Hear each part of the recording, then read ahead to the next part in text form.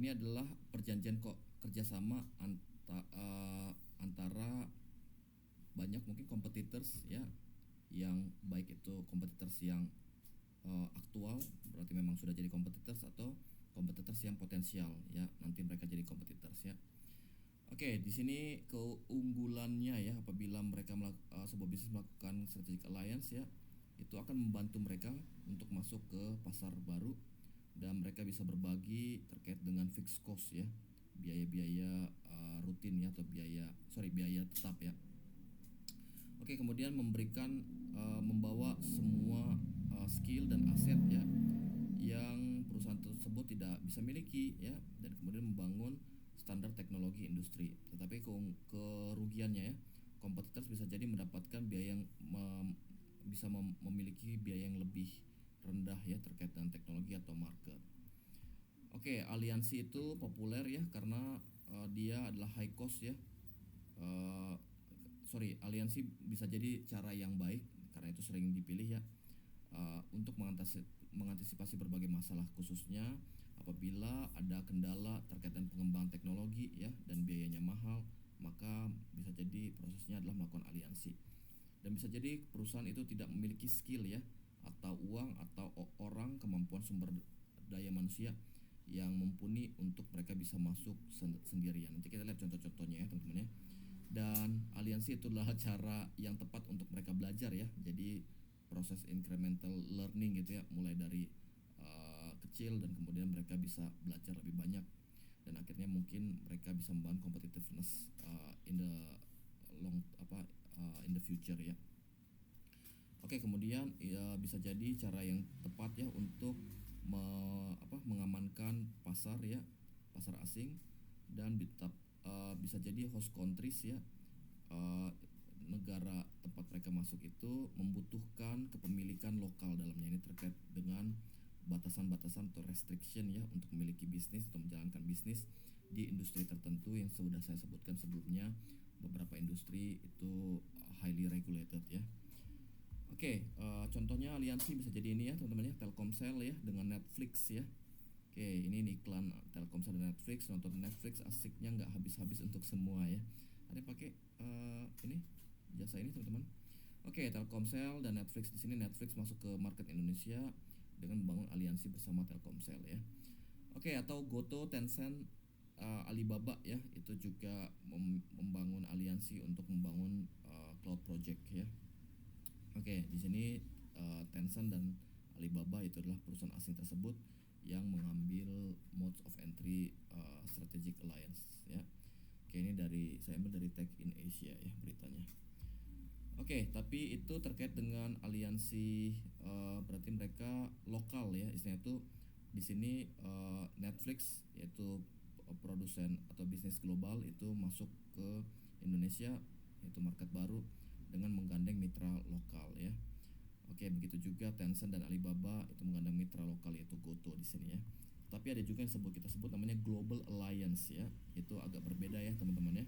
Ini aliansi global di mana nanti ada perusahaan yang nanti mereka harus bergabung dalam sebuah aliansi supaya mereka bersama-sama bisa membangun kepemimpinan dalamnya ya. Dan setiap partner itu punya kontribusi dan kekuatan yang signifikan ya kepada aliansi mereka tersebut. Dan ini terkait juga dengan visi global ya, dan hubungannya itu horizontal bukan vertikal ya, jadi tidak ada yang lebih dominan daripada yang lain. Mereka powernya setara satu dan yang lain. Dan ketika mereka berkompetisi di pasar, mereka akan tetap mempertahankan identitas mereka ya. Oke, salah satu aliansi global yang paling sering dibahas ya ini ya teman-teman ya, aliansi terkait dengan penerbangan ya, airline ya. Oke, kalau airline, perusahaan penerbangan terutama penerbangan internasional ya, bukan domestik ya. Perusahaan penerbangan internasional, maka seorang traveler ya itu harus untuk dia mencapai tujuan, seringkali mereka harus berpindah pesawat ya, dan berpindah pesawat ini bukan sesuatu yang gampang ya, karena mereka harus bisa connect untuk jadwalnya ya, dan kemudian bagasi mereka ya, itu bisa connect juga, dan begitu juga ketika mereka transit nanti ada launch atau enggak. Nah, setiap airline itu punya power atau punya niche ya, punya kekuatan di negara-negara tertentu.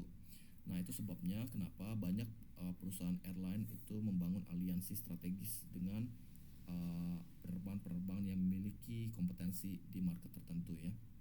Misalnya ada Star Alliance di sini yang cukup besar ya. Di sini ada Air Canada ya, Air China ya, Brussels Airlines, Austrian ya, Eva Air, Lufthansa, dan Thai Airlines, dan banyak lagi di sini ya teman-teman ya.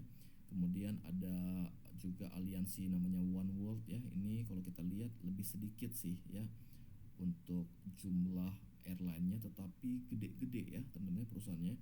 British Airways ya, Cathay Pacific, Qantas dari Australia, Qatar, Malaysia ya, dan American Airlines. Dan ada lagi yang satu lagi namanya Sky Team ya. Kalau nggak salah Garuda ada di sini nih, Sky Team. Correct me if I'm wrong ya. Oh iya betul ya, Garuda di sini ada ya. Selain itu ada KLM ya, Air France, dan lain-lainnya. Jadi mereka harus membangun aliansi ya penerbangan ini ya, perusahaan penerbangan ini, supaya ini membangun dominasi mereka di market ya, memberikan kemampuan kepada konsumen mereka agar bisa merasakan kemudahan ya. Contoh global alliance lainnya ini juga ada terkait dengan pengembangan AI yang nanti akan juga mengintegrasikan industri radio ya teman-teman ya.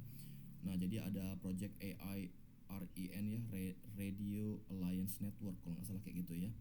AI Artificial Intelligence Radio Alliance Network. Ini diluncurkan, ini banyak membersnya ya, yaitu Nvidia, Microsoft ya, Amazon, Samsung, SoftBank, T-Mobile ya. Nah, mereka membangun aliansi untuk mengembangkan bagaimana radio itu bisa terintegrasi dengan AI juga ya. Sekarang kita akan membahas tentang bagaimana pemilihan partner ya terkait dengan aliansi tersebut ya. Jadi ketika kalian memilih mode of entry strategic alliance ya, kalian bisa menjelaskan partnernya siapa nih ya. Maka itu hal yang menarik ya ketika kalian memilih partner tersebut ya. Jadi mode of entry kalian juga lebih lengkap ya. Jadi partner selection ya, itu kita harus mendapatkan informasi yang banyak ya terkait dengan potensial partner tersebut ya. Dan datanya bisa jadi dari pihak ketiga ya, dari partner sebelumnya, atau dari investment bankers, atau dari pekerja ya dari partner tersebut. Dan kita harus juga mengetahui potensial partner sebelum kita commit dalamnya ya. Kemudian selecting the right ally ya. Sorry, saya harus pause dulu sebentar ya.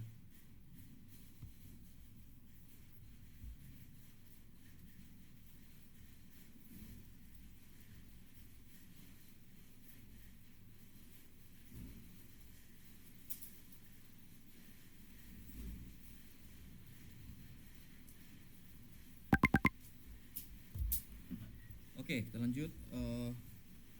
Karakteristik dari aliansi mereka ya, partner mereka itu ada 3 ya. Pertama ya, partner yang baik itu harusnya bisa membantu mereka mencapai tujuan strategik mereka ya. Jadi strategik mereka apa ya, supaya misalnya memberikan akses pasar, atau bisa sharing cost ya, atau sharing risk ya terkait dengan produk baru yang sedang dikembangkan, atau memberikan akses terkait dengan kompetensi basic ya. Kemudian seorang partner juga harus memiliki kesamaan ya untuk atau komplementaritas ya terkait dengan visi dari perusahaan tersebut ya. Jadi kalau misalnya ternyata mereka berseberangan ya, mungkin bukan menjadi aliansi yang baik ya nanti ya. Kemudian partner yang baik ya, yang tepat itu tidak akan mencari jalan yang oportunis ya untuk mengeksploitasi aliansi yang akan dibuat itu, yang nanti akan berujung kepada ending yang konfliktual mungkin ya. Nah, di sini berbagai teknologi know-how itu harus dibatasin ya untuk diberikan ke partner ya. Nah, di sini ada berbagai struktur ya untuk aliansi itu bisa mengurangi opportunism. Opportunism itu hal yang harus dihindari ketika aliansi mereka cuman ingin enaknya aja gitu ya, sementara berbagai resiko atau cost di mana bisnis tersebut tidak bisa dapatkan ya. Oke, probability of opportunism by alliance partner bisa dikurangi ya dengan cara walling off critical technology ya. Jadi harus sangat selektif untuk memberikan mengekspos teknologi yang mereka punya ya. Kemudian establishing contractual safeguards ya. Jadi dalam perjanjian kontrak mereka ya itu dibangun batasan-batasan mana yang boleh dan tidak boleh ya. Atau agreeing to swap ya valuable skills and technologies ya. Dan ini juga sering dilakukan ya ketika ada dua bisnis sama-sama besar dan mereka memiliki masing-masing memiliki teknologi yang berbeda dan kemudian mereka swap tuh ya. Oke, jadi itu mereka bisa saling namanya cross licensing strategi ya, di mana mereka bisa cross license ya. Misalnya si A dan si B, si A bisa licensekan teknologi mereka yang tertentu dan kemudian si B juga melicensekan ke si A teknologi mereka ya.